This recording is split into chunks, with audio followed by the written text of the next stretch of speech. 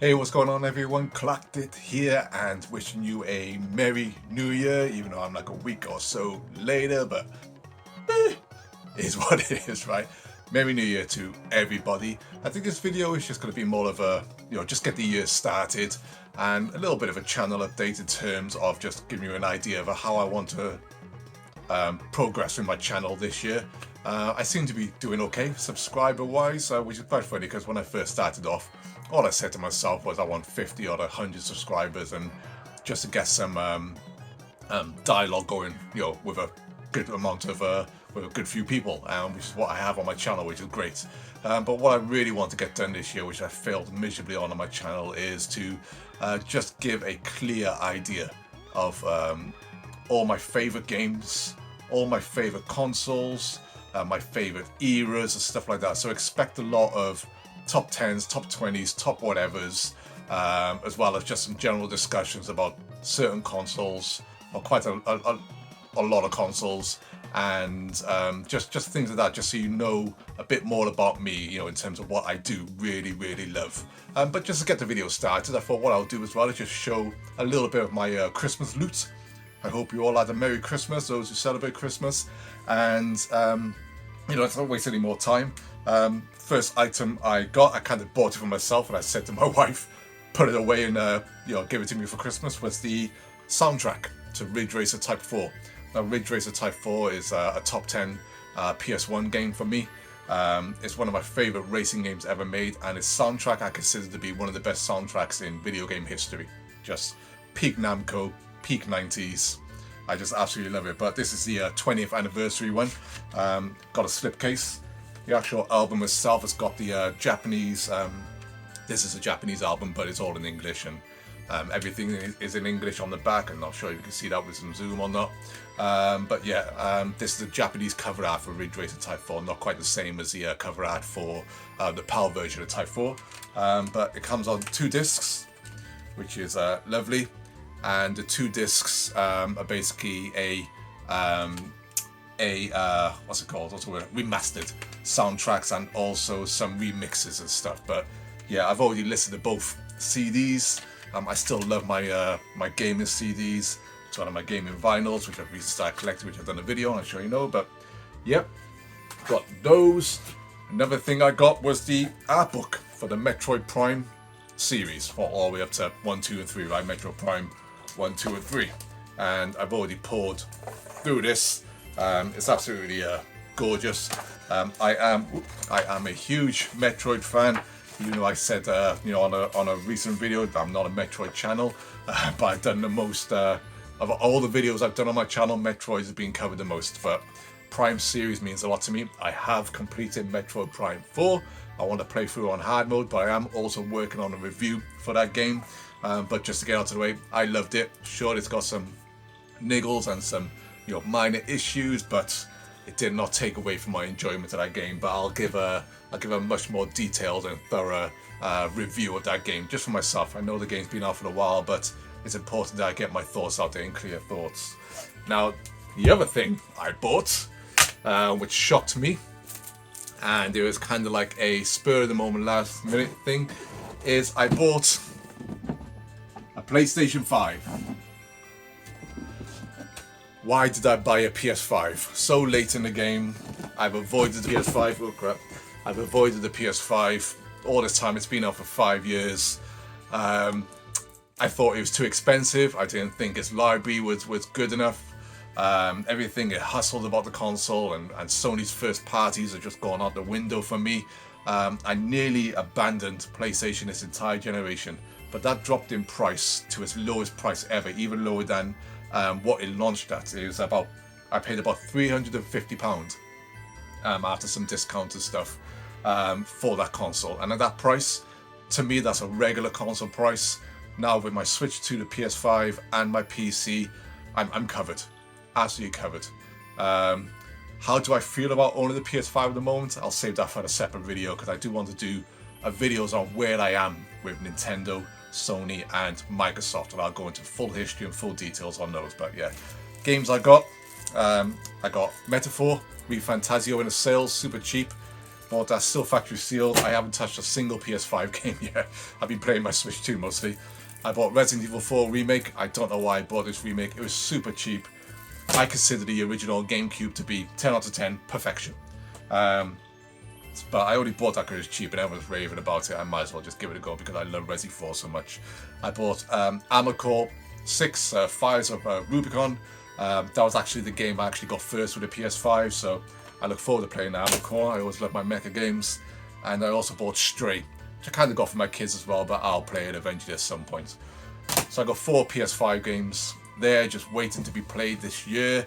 I'm going to do my very best to get through my PS4 backlog, my original Switch backlog, and start my PS5 games. So yeah, that's what my Christmas loot was. Oh, and what I nearly forgot as well, I had a Parappa the Rapper t-shirt. I love Parappa the Rapper on PS1. It was actually one of 3 games that made me get my PS1 back in 1997. So yeah, you gotta do what? You gotta believe, right?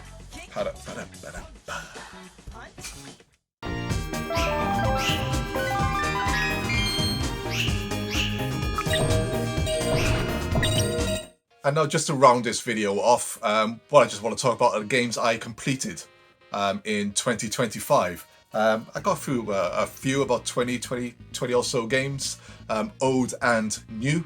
I'll save my game of the year, my 2025 game of the year, because I do want to play Claire Obscure. Everyone's raved about it, everyone's pushing me to play it, so I do want to play it, and it's relatively cheap at the moment. I just want to complete 1 or 2 more games, and then I'll get round to it, and I'll push hard through it. I think by the time I've done that, I've played most of the games that I probably would have considered game of the year in 2025. But I'm just going to grab some games that are going to be in no particular order. They're going to just piled up here, and games I played in 2025 and actually completed. So played and completed in 2025. I replayed Metroid Prime 3 Corruption on the Wii, literally the original Wii version. And I still, this trilogy, I absolutely loved it. Prime 3, I absolutely love it. So replaying this, I played just getting ready again for Prime 4. And just to get some story beats again, just fresh in my head. But yeah, Prime 3. I remember at the time when this game came out, you know, myself and many others were saying, I don't want to play first-person shooters any other way now. The Wiimote and Nunchuck were just sensational. Now, I can understand some gripes in terms of Prime's shooting mechanics because the bullet actually has a travel speed, so you always have to shoot ahead sometimes, or you need a lock on. But for other motion control shooters, you know, like Red Steel 2 and stuff like that. Absolutely loved it. But yeah, Prime 3, amazing game. I was so glad to actually replay this after what's been not a long time, but a while.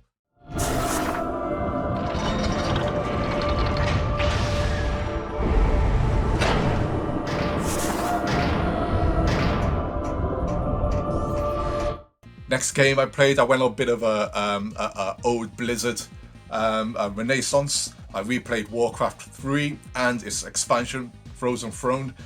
Warcraft 3 and Frozen Throne, one of the best games and expansions I've ever played.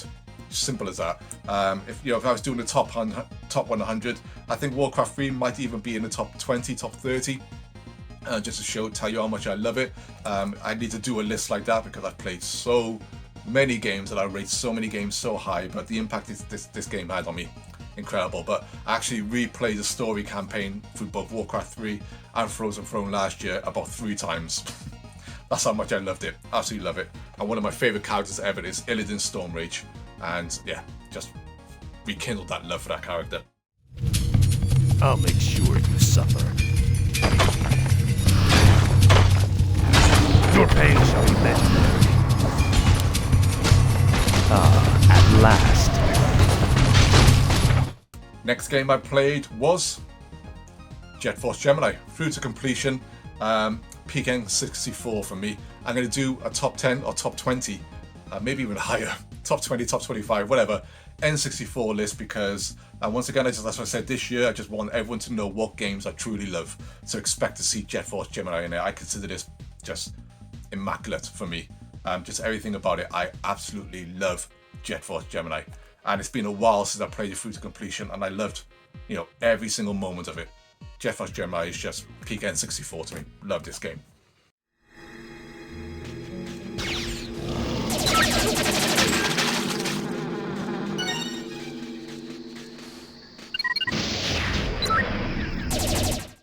Blizzard Renaissance, StarCraft and the expansion Brood War. Original StarCraft, I played when it came out back in 1998. StarCraft came out. Playing online, the Zerg, the Protoss, the Terran. Everyone loves. I love the Protoss the most because they remind me of the Predator. That's pretty much what they were designed off with their claws and stuff like that. But StarCraft is, and along with Warcraft, are two of those real-time strategy games that I consider should be in every top 100 games list ever made. I think they're that good, honestly do. But yeah, StarCraft, I absolutely love replaying it. Absolutely love replaying it.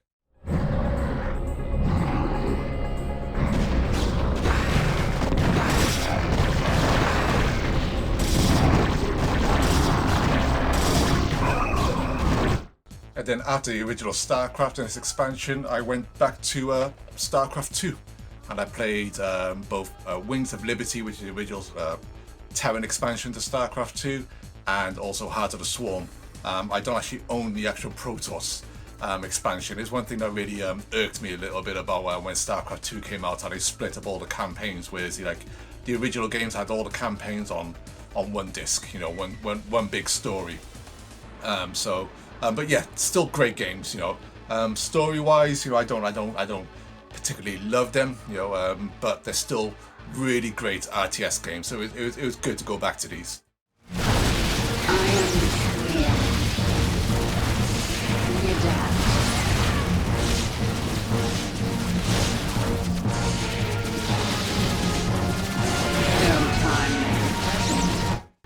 Randomly, I went back to the original Onimusha. I think it was just because we saw the reveal of Onimusha 4 and stuff. I thought, what, if you got time, try to go through the series again, because I played all these back on the PS2. Tell you what, this game is like 5-6 hours long. It's about Resident Evil long, a little bit long when you first play through it. I had great fun with it. There's one little part at the end was a bit of a drag, but aside from that, great game. I just still love pre-rendered backgrounds. I think it's one of those art styles that's just been, game designs that have just been lost. And I think you can just make, can you imagine they've done pre-rendered games now, AAA shooters and pre-rendered games, backgrounds, but then pumped all the power of the console into the character models. My God, you talk about uncanny valley, just be realism. It'd be absolutely incredible.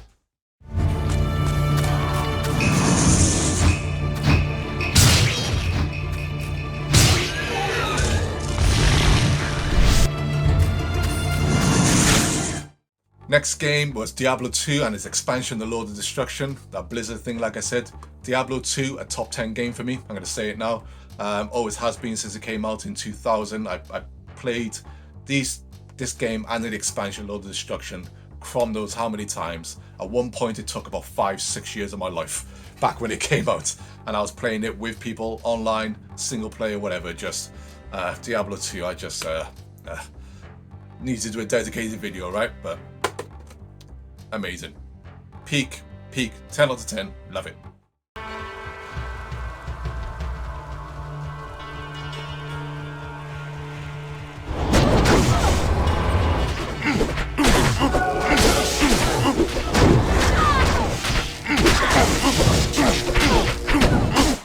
And then randomly on my Saturn, I replayed the original Resident Evil. It came out 1997. This is my version from back then, 97, and just playing through this game again, I just reminded that just great games, no matter how old they are, no matter how much people might moan about blocky characters, pre-rendered backwards, tank controls and all that type of stuff. Great games, to me, are just always going to be great games. This game still has the atmosphere, it still has I love the cheesy dialogue, the monsters, the areas, the puzzles, just the original Resident Evil. It's just amazing to me, absolutely peak. So yeah, I really enjoyed replaying through this again, and I'm still currently replaying through Resident Evil Remake with one of my daughters, which we seriously need to finish, but she's been loving it as well. But yeah, just loved it.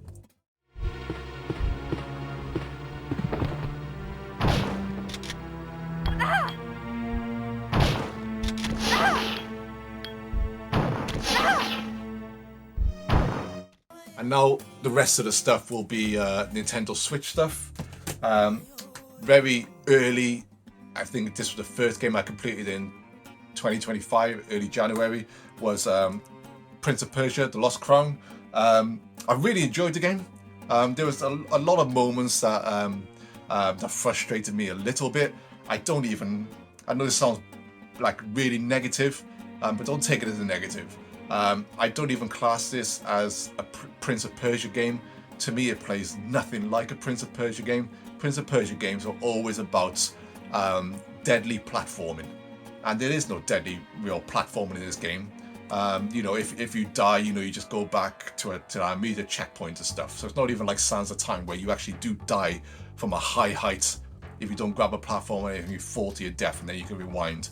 But yeah, I mean, the original Prince of Persia is where if you jumped off a ledge and you missed, that's your ass, Mr. Postman. But this is definitely just more like a Metroid game. But I enjoyed it. It was still good. But yeah.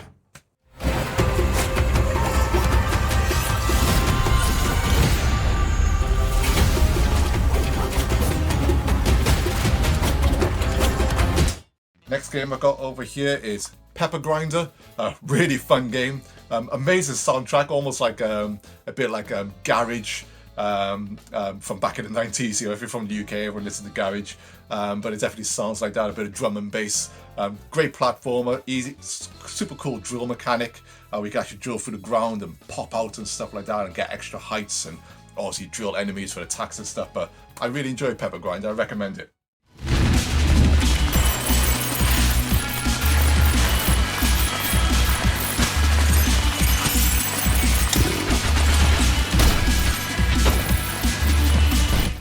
Next game was a SNES remake, Ninja Saviors. I didn't actually play this originally back in the day, either in the arcade or on the SNES, but just seeing this remake, its art style and everything, and knowing that it was a SNES remake, I thought I'd give it a go. But yeah, Ninja Saviors was really good fun. Definitely challenging. It's a standard beat 'em up, but not in the sense like Streets of Rage. You can actually go move up and down the screen. This is just a pure 2D plane. So it's a fighting game, but still really good. And once you complete the game, you can unlock additional characters and stuff like that. I probably will go back to this every now and then, just give it a quick bath, but I really enjoyed it. It's really good fun and it looks stunning. Lovely game.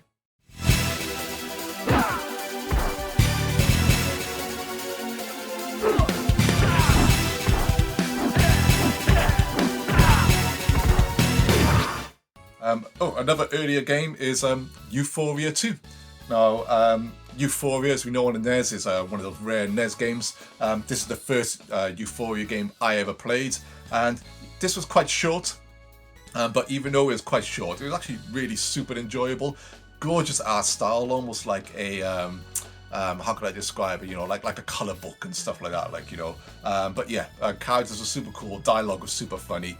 And once I worked out how the game played, you have to go back and forth through areas and stuff like that. I got into the breeze of it and really enjoyed it. So I do recommend Euphoria 2 just for the fun, quick platformer. Really nice game.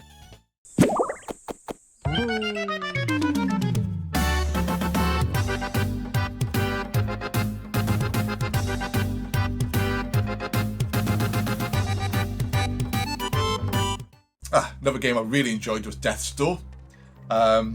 So this is more like Hyperlight Drifter, top-down isometric action game where you play as a Grim Reaper, but you're in the form of a crow.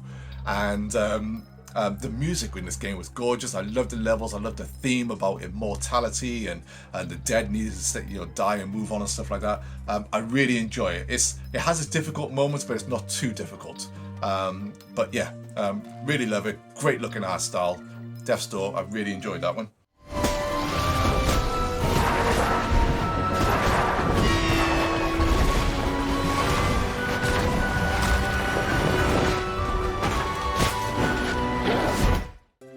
There we go. As I mentioned, I completed Metroid Prime 4. Like I said, I really enjoyed it. Got his niggles, got his issues. I'll save that for the review. But everything I said in one previous video, I think was still overblown, overbloated, and I think people realized that, and then they changed their minds to more about something else in the game, which is fine. But yeah, Prime 4, one of the best looking games Nintendo has ever made.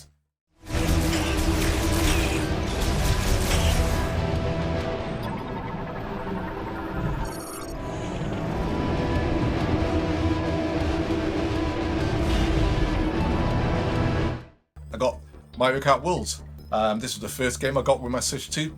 I absolutely love Mario Kart World.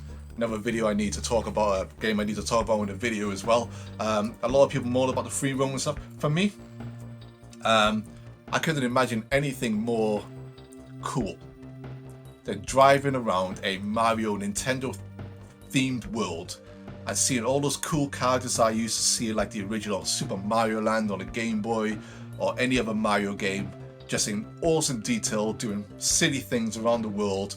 And I think a lot of people have forgotten just how to have fun with games. You know, a world doesn't need to give you directives and motivation. Sometimes you just make your own fun.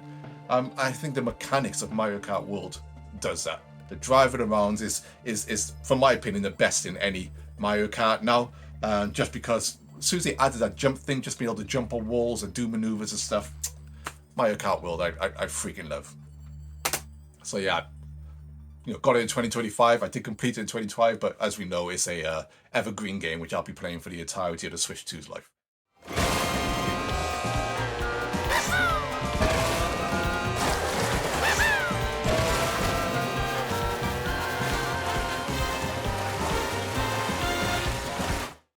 Digital wise, on the Switch 2, I also played DME I Was, which is a very short interactive story, but man, I nearly welled up at the end. It was a beautifully well told story, very emotional, very heartfelt, very somber at times, but yeah, and it's only about, you know, 40, it's less than an hour, you know, long, and it wasn't too expensive, but you know, just to have a story told in that way was very nice. So I actually really enjoyed it for the short time that it lasted.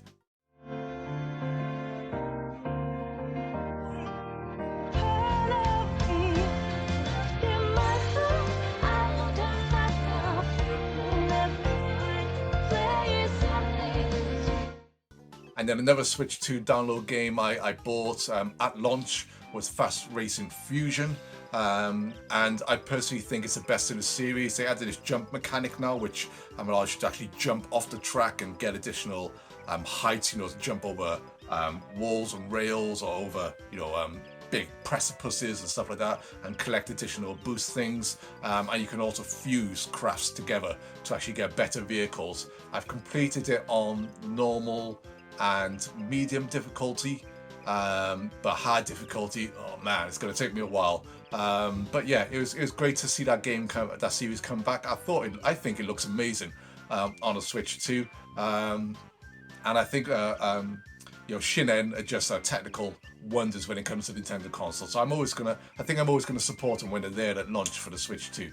But yeah, Fast Racing Fusion, that was a great game as well. And once again, it's the type of game I'll just jump back and forth on, you know, throughout the life of the Switch 2, and just go back and forth and play that as a decent futuristic racing game.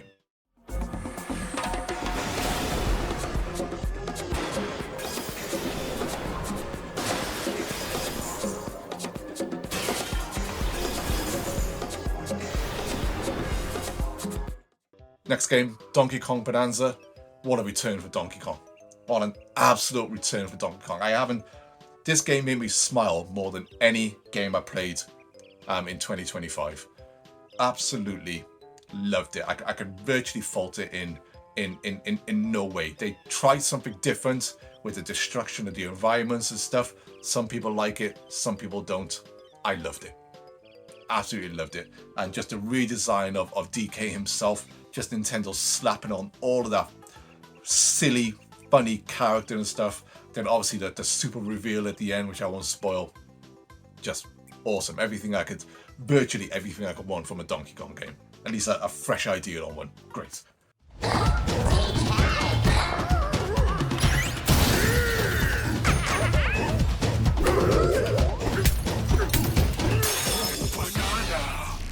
One of the last games I completed in 2025 was Hyrule Warriors Age of Imprisonment. I really enjoyed it. But what I will say is, its story, it doesn't do really anything new to add to Tears of the Kingdom. Some people will hate that. Some people won't mind. They'll just enjoy just using characters and, you know, fighting, which is what, you know, all these you know, Warriors games are about. But you know, still, I really enjoyed it. And I mean, I played it through to completion. and I've done some extra stuff at the end game as well. So yeah, good game. We face it together.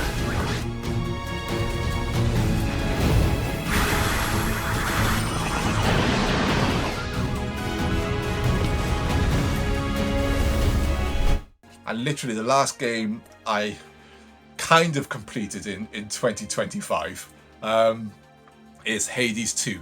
Now, I played Hades 2 over New Year's celebrations. I was listening to the stream from Terrell, the Insane Game Freak, one of the Juices Loose podcast boys. So I was listening to him, midnight went, and then I completed the first run ever on Hades 2 at 20 past midnight. So it was actually 20 minutes into 2026. So I suppose I didn't really complete it in 2025, but I'm going to say I did. At least the first run. And if everyone knows with like Hades games, you got to do multiple runs before you see the credits. And I have completed Hades 2 now. I completed it about 2 days ago. Actually got the credits. Just as good as the first game. Just as good as the first game. Love the main characters and stuff. Loved all the characters. The dialogue is exceptional, and the music is still just incredible. And you get a soundtrack with this as well, which I'm so happy about.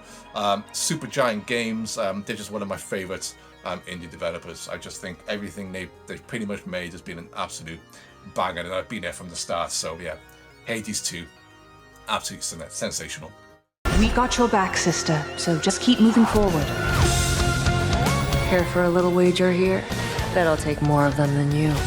Let's see how strong you really are. Time would wear us down. So yeah, that's everything I played in 2025. You can see I got through quite a bit, old and new, considering some of the time that I have, having 5 kids to feed, and just getting back into work or just working in general anyway. But yeah, like I said, this year I'm going to try and keep the content rolling as much as I can, build up that history of myself on the channel, which I hope you look forward to. And if there's anything worthy of discussion in the industry that I feel like I want to put in the video form, then I will. So yeah. One thing I'm going to try and do, which I should have done at the start of this video, is just say the usual like and subscribe. Now, I've never been one of those channels who have begged for subscribers or anything like that. I'm not begging for subscribers, no. I just think it'd be interesting for the year to see what happens. If I do say at the start of the video, if you're interested, please like and subscribe. And just try and build up my my community, really, and people who want to talk about some of the videos I make. And I'll try to keep all those unique videos coming as well. I say unique, unique for myself, and everyone makes content and tries to add their own spin on it, right? But yeah, Merry New Year, and as always, stay beautiful, people.